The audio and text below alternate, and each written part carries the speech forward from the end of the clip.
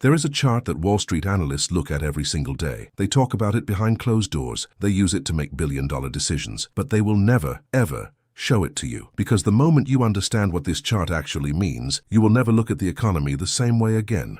And more importantly, you will finally understand why your paycheck keeps shrinking while the stock market keeps hitting all-time highs. Stay with me, because by the end of this video, you'll see exactly what they're hiding and what you need to do about it before it's too late. Let's start with something simple. Open up any financial news channel right now. CNBC, Bloomberg, Fox Business. What do you see? Green numbers, record highs, analysts in expensive suits telling you the economy is resilient, that inflation is cooling, that the job market is strong, and on paper, they're not lying. The S&P 500 has been on a historic run. Corporate profits are enormous. GDP is technically growing. So why does almost every single American you talk to feel completely broke? Why are 62% of Americans living paycheck to paycheck right now? Why is credit card debt sitting at over $17 trillion, the highest number ever recorded in this country's history? Why are people working 2 jobs and still not making rent? Here's the answer no one on TV will give you. The economy is doing great, just not for you. And there is one chart, one single image that proves it. Let me paint a picture for you. Imagine 2 different countries. In country A, the stock market is at an all-time high. Billionaires are getting richer at the fastest pace in recorded history. Corporate earnings are booming. Asset prices,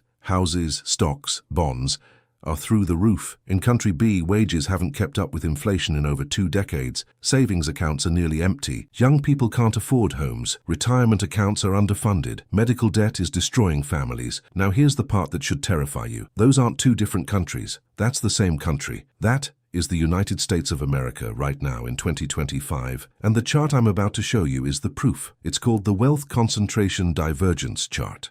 And it looks like this. 2 lines. Starting at the same point decades ago, one line shoots up, almost vertical, representing the wealth held by the top 10% of Americans. The other line, it barely moves, it flatlines. Sometimes it dips below 0. That second line, that's the bottom 50% of this country. Here's the data straight from the Federal Reserve, and this is not conspiracy theory. This is their own published numbers. The top 10% of Americans now own 93% of all stocks in this country. Read that again, 93%. That means when you hear the stock market hit a new record today, 93% of that wealth gain went to people who were already incredibly wealthy. The bottom 50%, they own roughly 1% of the stock market. 1%. So when Wall Street celebrates, and they celebrate loudly, they are celebrating something that has almost nothing to do with your financial life. That's the first thing they don't want you to understand. But wait, it gets worse. Here's where most people make a critical mistake. They hear this and they think, okay, so rich people own more stocks. That's always been the case. What's the big deal? The big deal is this. The system is now designed to make that gap permanent. And there is a mechanism, hiding in plain sight, that is specifically engineered to transfer wealth upward every single time there is a crisis. It's called quantitative easing, and since 2008 it has been used 4 separate times. Let me explain what this actually does, in plain English. No jargon, no academic language. When the economy struggles, the Federal Reserve creates money, and digitally out of nothing, and uses it to buy assets, bonds, mortgage-backed securities, government debt. When the Fed buys these assets, prices go up.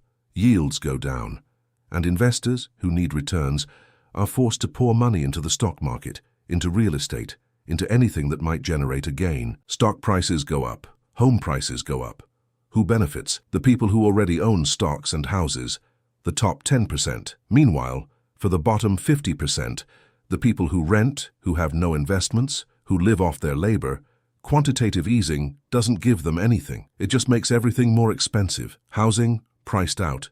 The stock market, they're not in it. So the tool that was sold to the American public as an economic rescue mission was actually the greatest wealth transfer mechanism in modern history, and they used it 4 times, and they will use it again. Now I need to stop here, because I promised you something at the beginning of this video. I told you there was one chart, and I told you what it shows.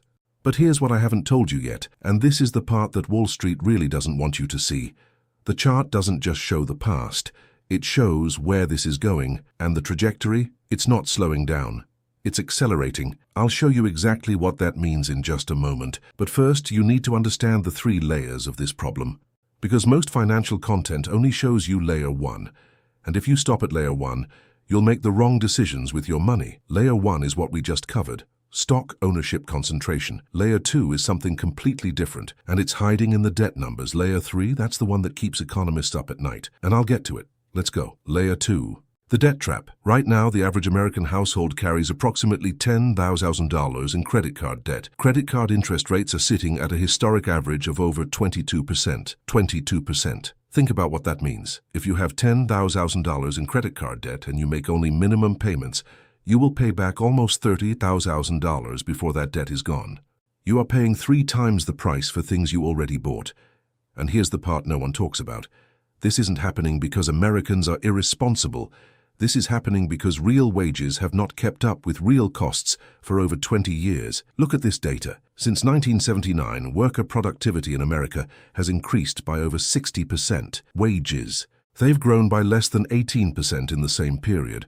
When adjusted for inflation, that gap, that 40-plus point gap between what workers produce and what they're paid, that is the money that went somewhere else. It went to corporate profits.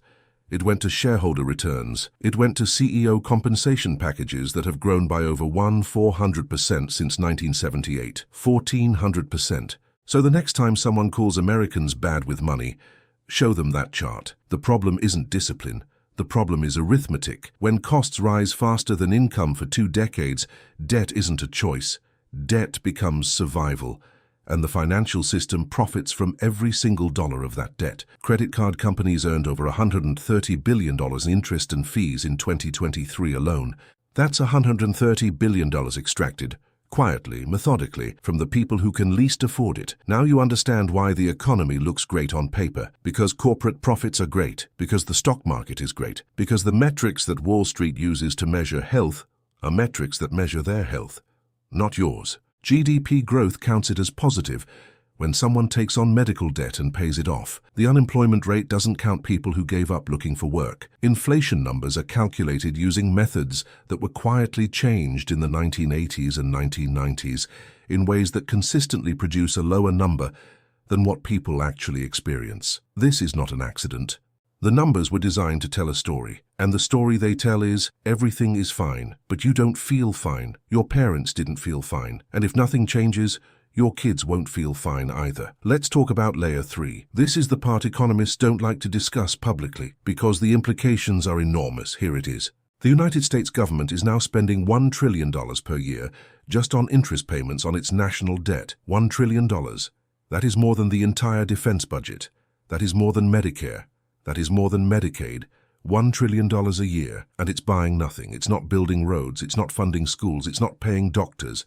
It's interest. It's the cost of debt that has been accumulating for decades, and here's why this matters to you personally. That money has to come from somewhere. Either taxes go up, or services get cut, or they print more money, which means more inflation, or some combination of all three. The national debt is now over $36 trillion. When you divide that by every man, woman, and child in this country, every American, including newborns, owes roughly $108, $1. Your share of a debt you had no say in creating. Now think about that in the context of everything we've already discussed. The bottom 50% of Americans have almost no financial assets. They're carrying personal debt. They're being squeezed by inflation. Their wages aren't keeping up. And now, on top of all of that, there is a national debt spiral that will require either higher taxes on the people who can least afford it or cuts to the programs those same people depend on. Meanwhile, the top 10%, who own 93% of the stocks, hold assets that historically perform as a hedge against exactly this kind of monetary instability. They win when inflation rises, because their assets inflate too. They win when interest rates are cut, because their portfolios surge. They win when the government bails out the financial system, because they are the financial system. This is the full picture of the chart. This is what they don't want you to see, not because it's secret.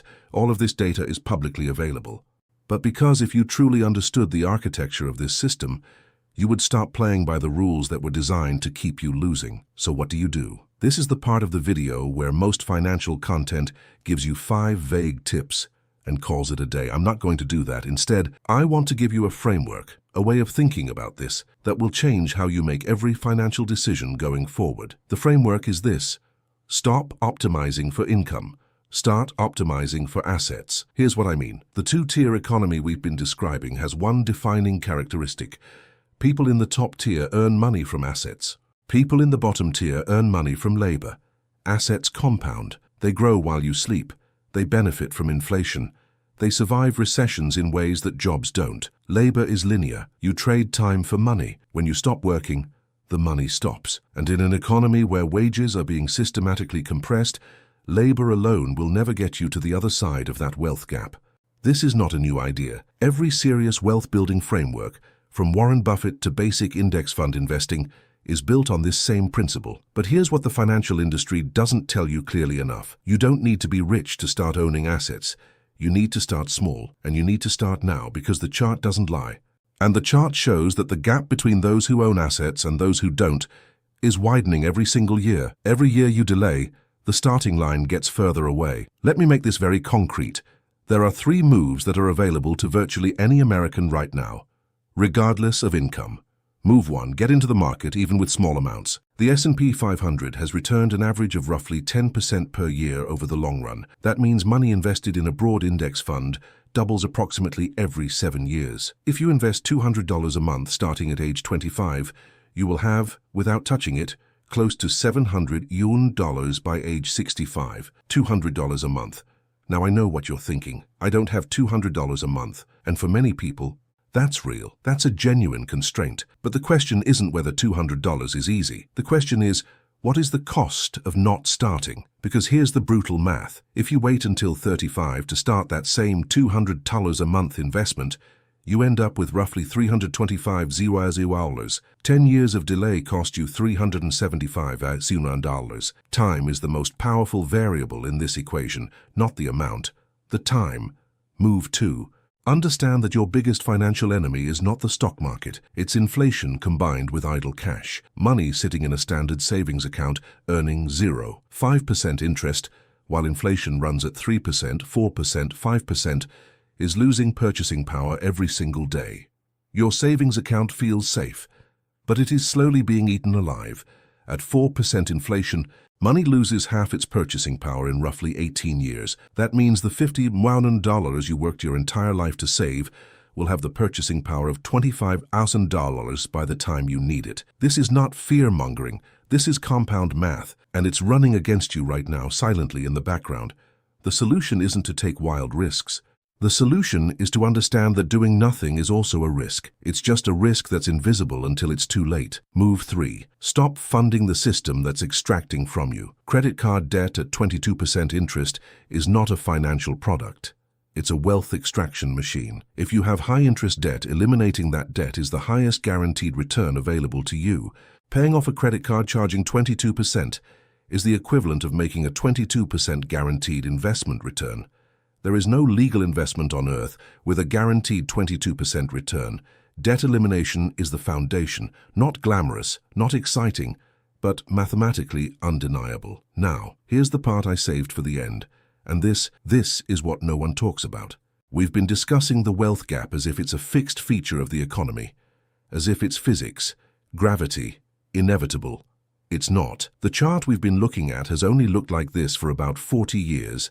Before 1980, the lines were closer together, unions were stronger, marginal tax rates were higher, financial regulation was tighter.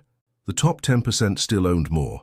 That's always been true, but the gap was not this extreme. The bottom 50% had a larger share of national wealth. Home ownership was more accessible. The middle class was actually growing. Something changed in 1980. A series of policy decisions, deregulation of finance, aggressive tax cuts at the top, the systematic weakening of labor protections, began shifting the architecture of the economy. These were choices, not laws of nature, choices made by specific people with specific interests, and choices can be made differently. This is not a left or right point. Both parties have contributed to the conditions we're describing.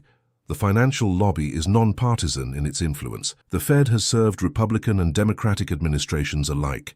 The point is, the chart is not destiny, but it is the current reality, and the gap between seeing reality clearly and pretending the current headlines are the whole truth. That gap, right there, is the difference between making smart financial decisions and being perpetually surprised by an economy that seems to be working against you. So here's what I want you to walk away with today. The economy is not the stock market. Remember that every time you hear a new record high, the headline numbers are measuring the health of a system that is owned, 93%, by the top 10%. That doesn't mean the market is your enemy. It means you need to be in it. The debt trap is real. Compound interest works for the wealthy and against the indebted. Your first job is to make sure you're on the right side of that math.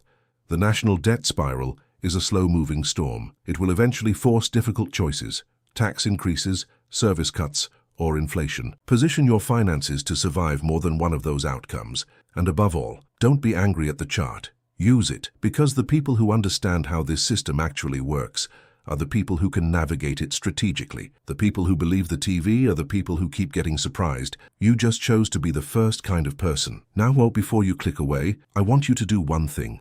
Right now, before this video ends, think about the last time someone told you the economy was strong or resilient, and ask yourself, strong for whom? Because that question, that simple question, is the beginning of financial literacy that no one in finance school will teach you.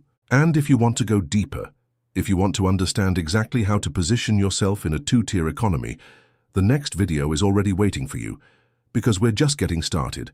Subscribe to the channel, click the bell icon to activate notifications, and don't miss the next video on how to protect your finances.